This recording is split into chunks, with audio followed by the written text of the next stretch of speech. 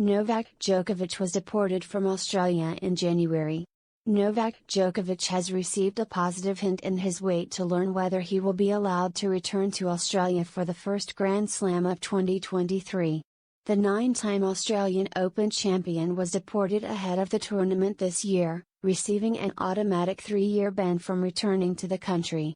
But the tournament director and Tennis Australia boss has now hinted that he believes Djokovic will be able to return. Djokovic is facing an anxious wait to learn whether he can play January's Australian Open after being deported on the eve of the tournament at the start of this year. Those who are deported from Australia receive an automatic 3-year ban from returning to the country but can have this lifted with a successful appeal. The world number 7 is now waiting to see if this can happen in time for the first Grand Slam of 2023. And has received some positive news as Australian Open tournament director Craig Tiley hinted that all of the big names would be in Melbourne come January. "We are on track to have all the top players back," he said on Wednesday during a Melbourne victory luncheon. The Tennis Australia CEO also noted that things were very different in the country compared to January,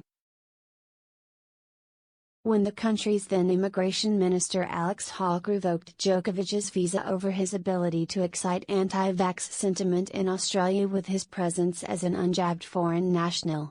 Tiley added, "We are at a different point in time now than we were 9 months ago, and I think it's a very different environment with people traveling freely around the world, and we hope to have all the best players here in January."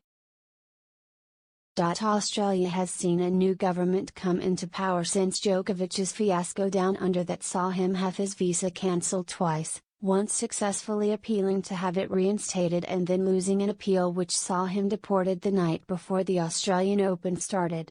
It means that the decision to allow Djokovic to return will not lie with those who kicked him out of the country in January.